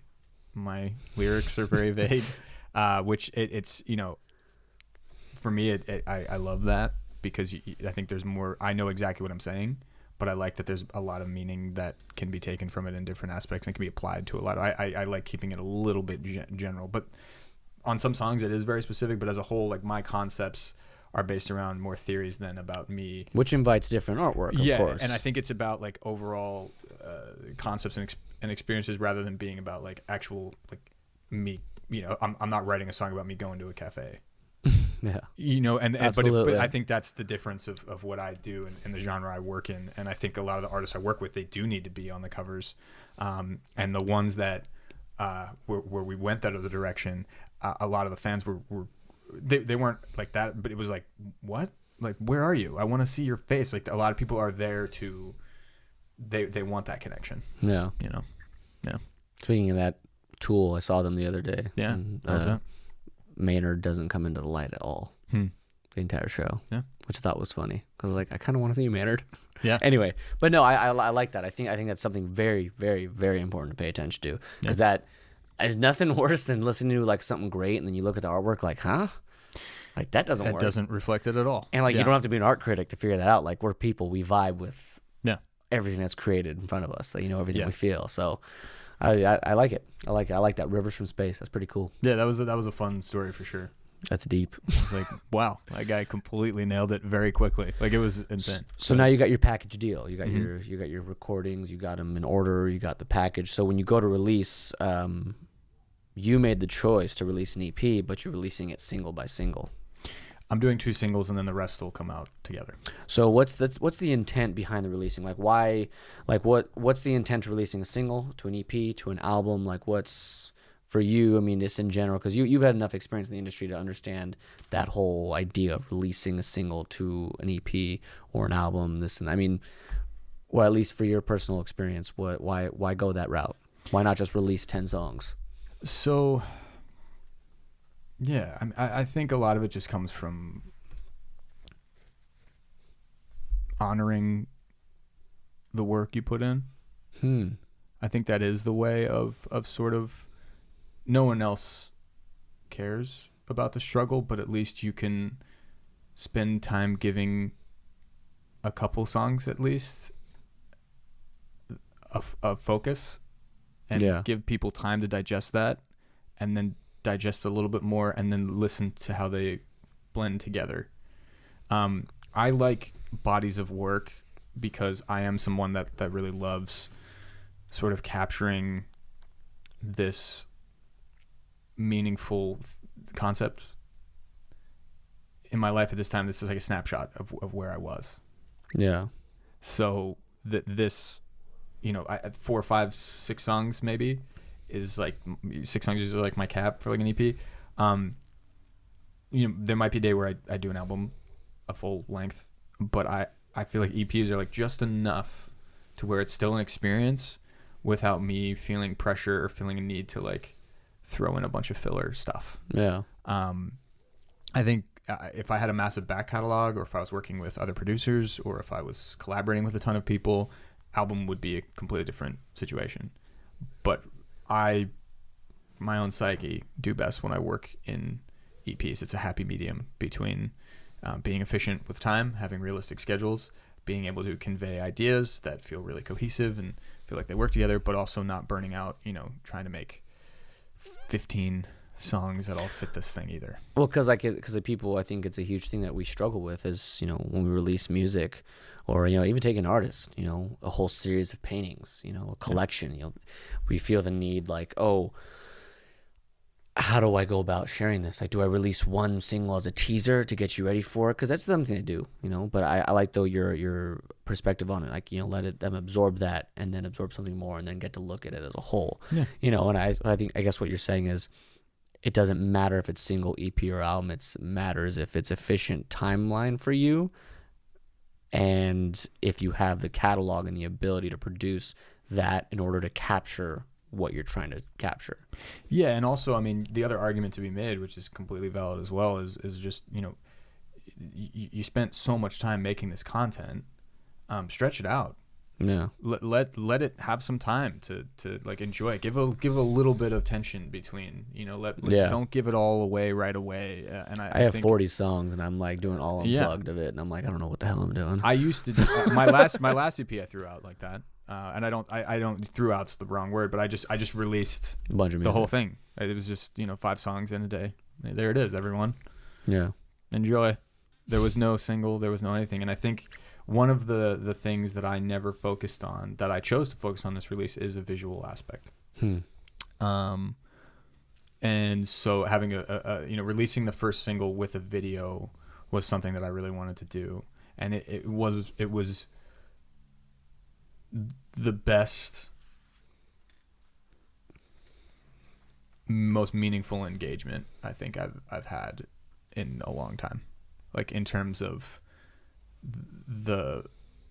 it wasn't like it was huge. It's not like it was crazy. It was beautiful, because I think people are much more likely to share a visual representation of something, and it gives them a little bit more direction of what are they supposed to be feeling, what is the mood. And for me, the director I work with, Quinn Shroop, he was another person where I told him I had this vision of a seed being planted somewhere that then grows into this entire thing and then comes back to being nothing, or like grows up where nobody can really see it. Yeah. And he goes, okay, comes back in 24 hours and he says, on a beach with seeds, puts them in the ocean, underwater growth. Oh. And I was like, nailed it. Nailed it. And then he sent me, like, he was so unbelievably giving, and just so, I'm like so grateful for the time that he and his team put in. Wow. Really, really great people. And, I've had a chance to connect with them all.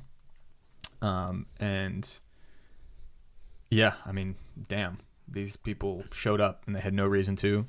Their budget was not at all. Well, I think it speaks a lot to what you created and your narrative and your intention. I mean, I think with you, it's very strong intention. It's very strong narrative. It's cared after. It's cared for by you, and bringing creative people.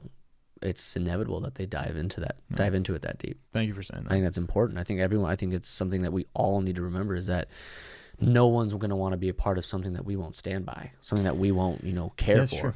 If we're not going to nurture it, who the hell is? Yeah. So I think really my main thing is that people that work with me in any capacity feel really valued. Mm-hmm.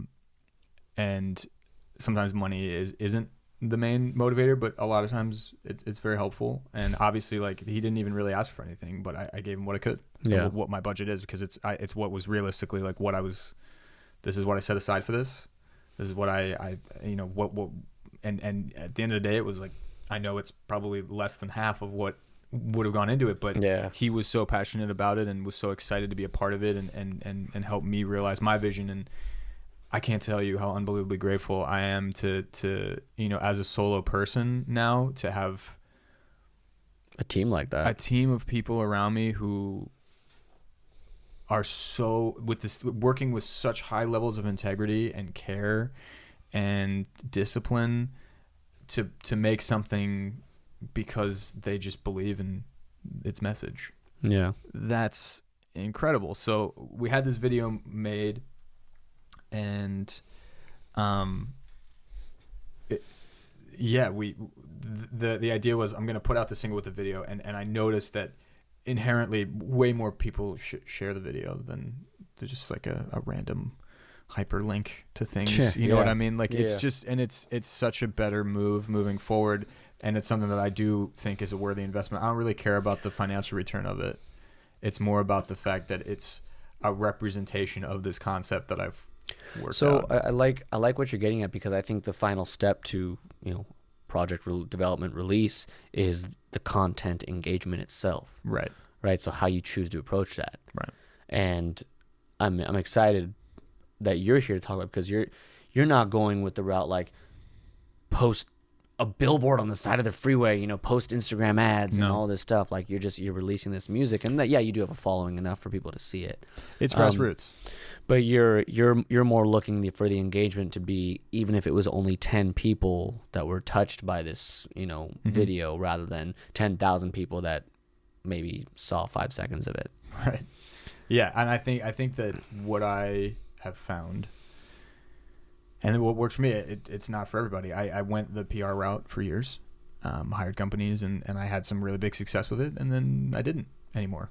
And it's a different world out there with the way it is. And now one service I use that I think is great is Submit Hub. That's a really cool thing that's come about. And I remember I didn't really, it felt a little bit shady at the beginning, because as an artist, you're now paying for a blogger to listen to your song and give you a yes or no within 48 hours. They have to reply if they're going to post it or not, and they have to listen to it and you can either choose whether you want them to give feedback, or you can choose whether you just want them to have to listen to a minute and like 20 some seconds of the song. Wow. And their feedback can't be copied and pasted. Like, it doesn't allow you to do that. So they have to write unique feedback for each person. And it's very intense. And the first couple times I did it, I remember just being like, I asked for feedback just because I was like really curious, and you just realize how, and it's completely, just don't ask for feedback. I would argue just have them listen to a minute and 20 seconds, because that's a really generous amount of time to be listening to anything. And if they're going to post it, they're going to post it. You know? And yeah, and I noticed that when my point is I was a little bit like, I don't know about this, and then I read an article, I read the opposite perspective from a blogger who's saying, look, I get it. You know, you're already, you know, artists are just like fighting to find anyone to be a part of all this, and now they have to pay for people to listen to it, and this whole system is so backwards. But he's like, I'm an independent blogger, and I have a normal job just like everybody else does, and I come home and I listen to thousands of submissions to people every month, and I don't get paid for that. I have a Spotify playlist that has a lot of followers, or I have a YouTube channel that has a ton of subscribers, and that's my one thing. And I get, you know, that's where I make my revenue, but it's not much. It's not paying all my bills. So for me to now have a service where I can make $500 a month for listening to 1,000 songs, you know what I mean? Yeah. Like, that's awesome. And those are premium subscriptions. You can submit without paying to a lot of them. You can get free credits and stuff like that. But I think it's a worthy investment to at least start submitting your stuff in that realm. And I've seen, you know, people have been posting it. People have been reposting, and they so come back engagement has to come from more organic, is what you're saying. Like there's ways to online promote, and this is important to me. Yeah. There's ways to promote online organically. And this is one of them, because I've had, you know, with this release, I've had a few blogs like jump right on board, and they're great because they don't have any reason to post it unless they actually like it. Well, yeah, because they're going to get paid regardless for listening. So it's a great testament. Is it the only aspect of that you should use? No. Like, it's one avenue that helps, and it's especially, you know, for me, I'm even though I've been releasing stuff for years, this is now I'm doing this totally grassroots, and I'm building this from the ground up, and I have a great starting point, more so than a lot of other people who are completely raw, you know. But I got to grow it. So I think marketing, and kind of one thing I mentioned before is, you know, you made this thing and now you got to monetize off it. But how do you market a thing in a way that feels okay, that has integrity, that has, and the reality is, when the songs are about real things and real meaning for me, and I can share those stories and explain where they are, and genuinely, like, that's the change I've made, which is I used to just let people decide and be super mysterious, but it's like, no, like, I'm okay with that now. I want you to know what these songs are about. Yeah. I want you to know that this is what I go through, and this is how I express what I'm doing, and this is what's going on. And I don't really feel that need to be too cool for school about that stuff anymore. And I think that's part of what makes it so meaningful to me, is like, these songs do have really heavy and beautiful meaning for me, and I want people to know that. But also, if they find out what that meaning is or not, I hope that there's ways that it's getting to them. Yeah. And whether or not they come and follow me here or follow me there is irrelevant if the music's getting out there and it's hitting people. And, you know, I think Spotify's a perfect example of, you know, it's great to see that now we have the opportunity as artists where when I post a track, now it goes directly into all of the people that follow me. It goes into their release radars, and it goes into all the algorithms, and it spreads. Like, the algorithms actually work in our favor. Interesting. Look at that. You know, they're not all bad. Yeah. And you have an opportunity to get right in there. And you know, people can skip it, and, you know, maybe you don't get the this or that, but the avenues are there to build this. And, you know, seeing the growth even from releasing one single and then, you know, releasing the next single and people discovering the first one, and then you're going to release another thing and they're going to find the other two. And then you have a whole nother back catalog of work. Over time, it eventually it sustains itself. And that's sort of my plan, is to just really find a workflow and keep honing and keep fighting to be able to release things more consistently. Yeah. With a lot of meaning with a team of people around me who share that vision, and you know, hopefully I can maintain the people I have, but you know, also that's, you know, at the end of the day, I'm at mercy to where life is when I finish the thing. That's you a good know, point, yeah. so stressing about releasing is no longer a part of my creative process until it's done. When the music is done, I know what the timeline is. And I know the fundamental aspects. Like, there's things that are just going to be there. I already know it's going to get put into those playlists. I already know I can, you know, I have the option of Submit Hub. I already know that I have a sync and licensing company who sends it out to a bunch of music supervisors. I already know that I have friends who are going to share it with their friends and the people that you know, I've been so grateful. That's another thing. Like, the amount of people that have no reason to just share these things and repost them because of the message. And because they just love the vibe. Like, it's like so... That's why the intention is important, insane. start to finish. Yes, yeah. Give them something to connect with. Yeah. And sometimes the music does connect them without them knowing anything, and that's incredible. I love when Well, that's the best part. That's yeah. the actual vibration hitting our body, yeah. right? But there's also like, a cool thing about saying, like, this is what this is about, and people being like, oh, wow. Like, I had no idea. I got one message that was... I now listening to it, and he's like, that's a sonogram. Like, that's... No way. Yeah. They and picked up on it. Saw it. Like, he knew. Dude, it was amazing. That must have felt so good. You're like, yes. I said, that's insane that you picked that up. Like, what an ear. He's another really talented musician, Adrian. But it was cool to have that. You know? So now the project's released. Yeah. And I think my last question for this whole thing is, you know, we release it, it's out in the world, like, we can't touch it anymore. Like, it belongs to the world. Like, we've shared it. Mm-hmm. But now because what you're talking about is, like, I'd like to get to a place that's more consistent, more releasing, more this. How do you let go of the last project? How do you let go of everything you went through? How do you let go of everything you've expressed? And, like, because it's such a big toll on your life, as you know. How do you let go of all of that to move on to the next stage, to create to start over? Yeah. That's a huge transition that just will bury you. Yeah, and there's a lot of different answers to that for different people. I'll tell you mine. Please. Yeah, I mean, obviously that's an obvious statement, but I'm just saying, like, that this is I just think this is, like, one of the most important things. This is not gospel, what I'm about to say, but this is what I found that works for me. My anxiety as a solo artist comes from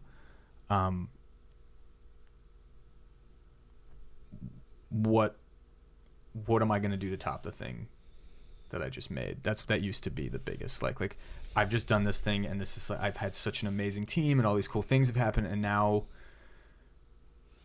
how is that going to happen again? Like, am I going to have songs that feel that way again? Yeah, am I going to have totally. all this, like, and you know, what am I going to write about? But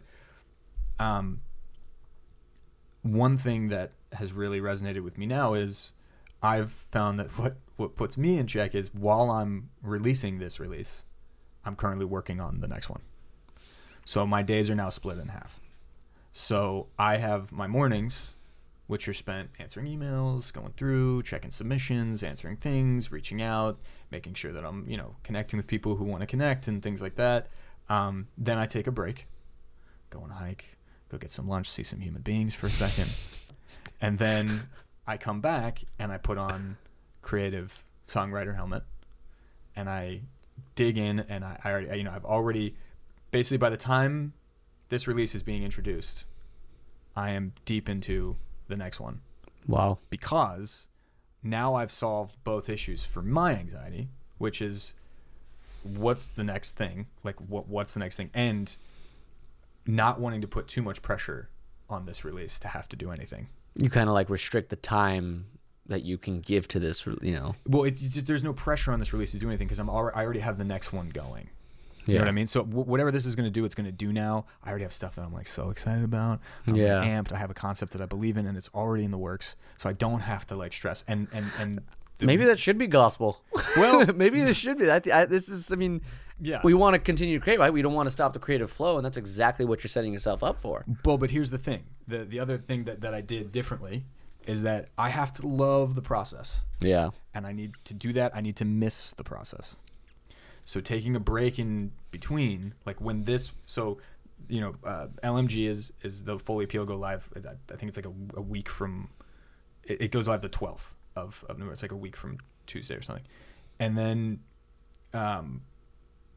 when that's done, I still have about another month of production to do.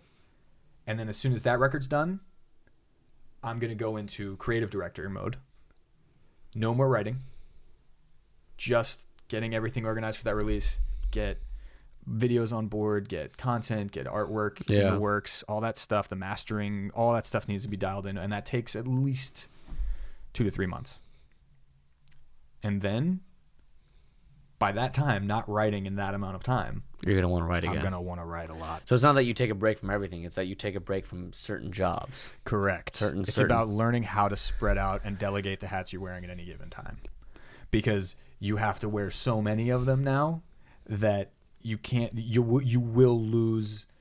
And I mean, this is going to sound cheesy, but like you're going to lose your human hat. You know what I mean? No, that's not cheesy. That's freaking true. The human hat needs to not, like, your personal self hat needs to not be lost in it, because workaholism is such a safe place for me. I love just like, I just go to, but now I really feel that era is over. Yeah. I want to enjoy my days. I want to wake up feeling excited. And it sounds like you're getting more done like that too. Yeah. Which is weird, right? It is weird. It's like doing less and producing more. But I think that is a great kind of pulling it all together. It is figuring out when to give space to each hat that you wear and not doing all of them all the time, because it's not okay. Yeah. For me, at least, I lost my mind doing it that way. And I now know that, I have certain anxieties that will go into high mode when I'm in certain aspects of creating, and I found ways to check each one and wear multiple hats that actually decrease the anxiety from the other one. Interesting. And some of them work really well together. Release guy, the PR hat works really well with artistic hat, because they're so opposite. Because it's like there's such different worlds, and this one's so logistical and this one is all creative. But the creative director hat and artist hat, no, they bleed into each other. That is not going to work well. So I think it's like learning kind of how to fit those pieces together is massive. Dude, that's awesome. Yeah, I think that's you're just like a tank of valuable information. I feel like I'm lucky to know so many people that are just experiencing this and have shared so many beautiful stories with me about their creative experience and seeing their struggles, and being able to just grow from that, and some people that inspire me, seeing their process and their turmoil, and knowing that at the end of the day, I don't want to lose my humanity, and I want to, I can't, I work alone in a place the bulk of my week where I don't see people. So at the end of the day, structuring and literally scheduling time to go see people, I have to do it. Yeah, because I have too much time. It's too much time, man. We need to. We're social creatures, I believe, deep down. We can try to pretend that we're not, but we all want to be. And I really, I know now the value of that more than I ever have in the past.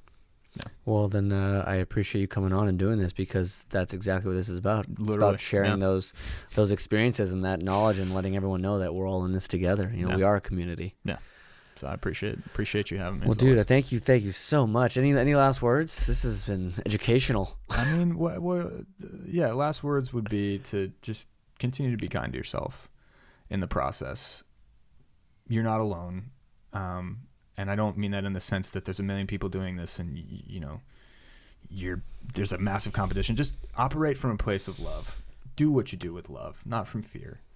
And if you really bring true intention and you take time to develop techniques and develop the release methods and build the teams around you that share this, there's no doubt in my mind you can just build it the right way with the right people and the right time, and don't be an island. There's plenty of resources and there's plenty of time to delegate things, and don't be afraid to invest in time for yourself and give yourself space to create with less stress and more intention. That would be my last words. Hell yeah. Yeah. Good last words. Wow, that actually took a dark turn, kind of. Goodbye. See you guys in the next life. Well, thanks, man. I appreciate you coming on. I look forward to having you on again soon. Oh, and I look forward to the full release of LMG and then the new one that's coming out, I guess, pretty soon after that. Yeah. We'll rock and roll, man. Warning. More music coming. All right, man. Peace out. Peace out.